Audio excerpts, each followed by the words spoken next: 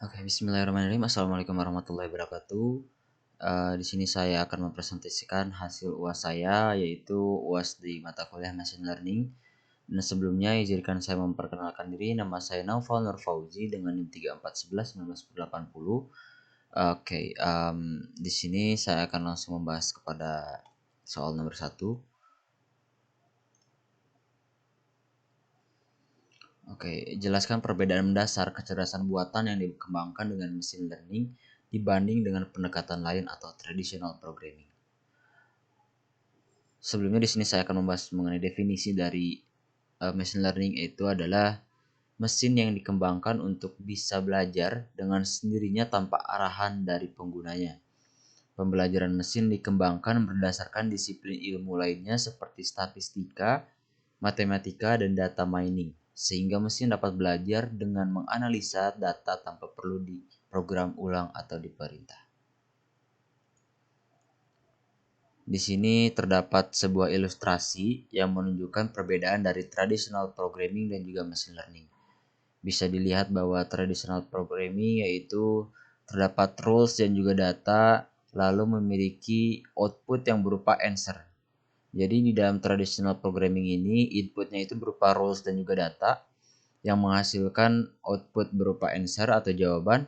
Sedangkan di dalam machine learning, answer di sini yaitu menjadi sebuah input ke dalam masukan machine learning. Lalu di dalam machine learning ini terdapat input yang lain yaitu berupa data. Lalu output yang dihasilkan dari machine learning yaitu merupakan rules atau merupakan sebuah rules. Ilustrasi di atas dapat digunakan untuk menjelaskan perbedaan utama antara traditional programming dan machine learning.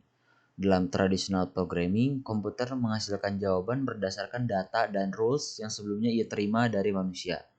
Misalnya dalam membuat game seperti pada gambar di bawah, kita harus terlebih dahulu memberitahu pada komputer jika bola bertabrakan dengan salah satu blok yang ada, maka blok tersebut akan hilang dan bola akan dipantulkan ke arah berlawanan. Hal tersebut jauh berbeda dengan machine learning, di mana kita cukup memberikan komputer data, input, dan output yang kita harapkan. Kemudian komputer akan secara mandiri mencari pola dan hubungan antara data input dan output tersebut. Oke, di sini saya akan membahas untuk soal selanjutnya, yaitu mengenai jelaskan cara kerja signal perceptron dalam bentuk visual. Di sini yaitu jaringan di atas mempunyai input sebanyak n atau x1 sampai xn dengan masing-masing input mempunyai bobot wn. Sebuah bias ditambahkan ke dalam jaringan dengan angka pembelajaran sama dengan 1, lalu output yang dihasilkan adalah y. Karena metode ini adalah supervised learning, maka ada threshold yang harus dilewati. Terdapat juga sebuah simbol yang harus kita ketahui, yaitu terdapat x1, terdapat xn, dan juga yang lain-lain. Di sini saya akan mencoba membahas mengenai penjelasan dari simbol-simbol tersebut. Di sini itu terdapat x1 yang merupakan input ke 1, lalu ada b yang merupakan bias, lalu ada a atau alfa angka pembelajaran, lalu ada wi atau bobot masing-masing input, ada ti atau batas ambang atau threshold dari input ke i. Lalu di yang kedua itu ada output yang dihasilkan adalah y in sama dengan sigma w1 kali x1 ditambah a dikali b. Sedangkan output dalam bentuk binary y adalah adalah 1 jika 1 kurang lebih dari sama dengan y in dan 0 jika y in kurang dari sama dengan 0. Perubahan nilai bobot W dan bias B selama learning dinotasikan sebagai berikut. W baru sama dengan W lama ditambah X jika Y kurang dari T.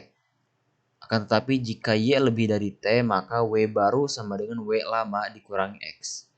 Lalu apabila jika Y sama dengan T, maka W baru sama dengan W lama.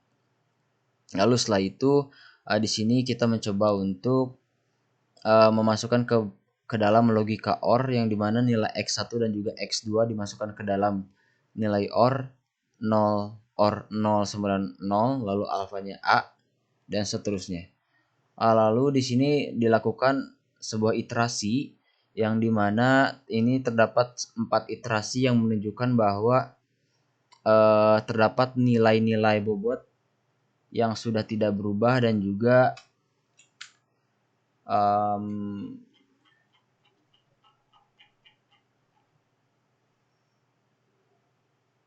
di sini nilai bobot dan juga nilai bias tidak berubah dan juga jaringan menghasilkan output sesuai dengan apa yang diharapkan. Oke, untuk selanjutnya yaitu jelaskan cara kerja multi-layer perceptron dapat melakukan proses pembelajaran. Di sini yaitu terdapat dibagi dua menjadi feed forward dan juga back propagation. Di sini terdapat feed forward yaitu multi-layer perceptron melibatkan banyak layer yang saling terhubung dengan cara feed forward, di mana tiap neuron pada layer terhubung dengan semua neuron di layer selanjutnya. Banyak implementasi multi-layer perceptron menggunakan sigmoid function sebagai activation functionnya. Lalu dalam back propagation yaitu multi-layer perceptron menggunakan back propagation dalam proses training yang akan menghitung gradien dari loss function yang berhubungan dengan weight tiap koneksi neuron dan akan meminimalisir loss saat weight diubah. Oke, untuk soal selanjutnya yaitu carilah satu buah paper atau makalah yang menggunakan metode CNN dan juga jelaskan resume makalah dengan isi masalah, metode, kekurangan, dan juga hasil. Di sini paper yang saya gunakan yaitu paper dari alumni Unjani angkatan 2017. Dan di sini saya mencoba untuk menyampaikan isi dari paper dari alumni atau kakak tingkat saya. Di sini yaitu berjudul merupakan klasifikasi kematangan dari buah lemon. Dengan masalah atau dengan rumusan masalah yaitu buah lemon memiliki beberapa variabel seperti bentuk, ukuran, warna, tekstur yang bervariasi. Selain variabel yang ditinjau, latar dan kondisi cahaya dan citra buah lemon dapat mempengaruhi hasil klasifikasi. Oleh karena itu, tahap praproses dalam segmentasi perlu penanganan tersendiri. Selanjutnya dilakukan proses klasifikasi kematangan buah lemon. Di sini terdapat metode, di dalam metode yaitu terdapat input, yang dimana inputnya itu terdapat training data dan juga testing data. Di dalam training data diproses ke dalam praproses, yang dimana praproses terdiri segmentasi bentar, kurang jelas.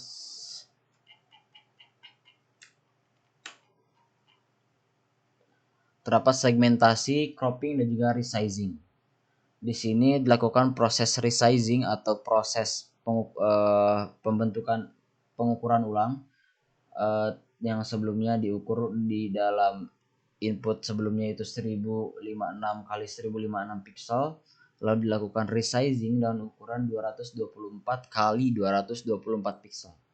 Lalu setelah dilakukan praproses, dilakukan training using CNN, yang dimana training using CNN ini terdapat proses konvolusi. Lalu setelah melakukan proses konvolusi masuk ke dalam proses ReLU dan juga dilakukan proses max pooling.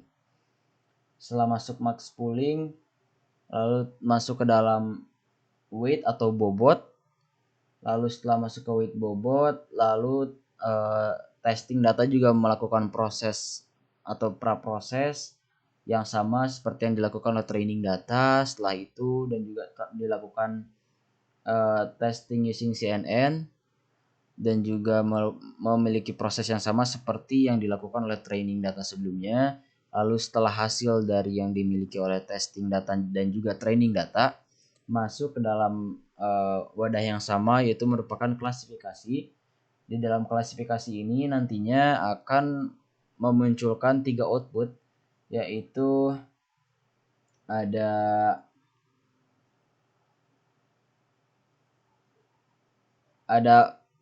belum matang dan juga sudah busuk atau terlalu matang. Kurang lebih seperti itu.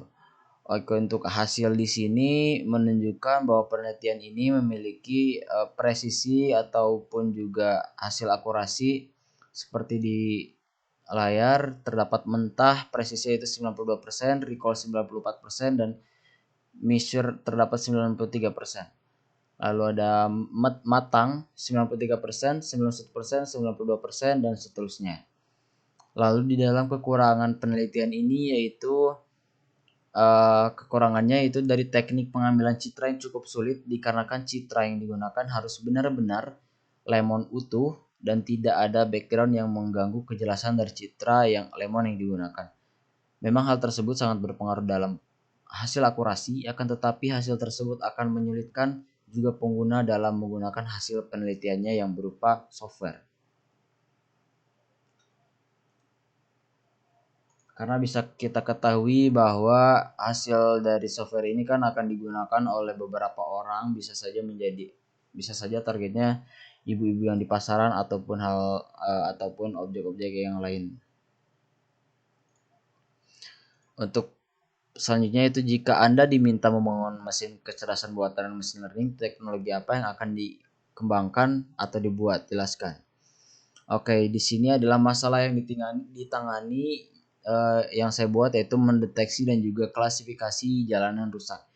Jadi bisa kita ketahui bahwa Indonesia ini atau di berbagai daerah di Indonesia masih banyak kurangnya jalan yang baik. Maka dari itu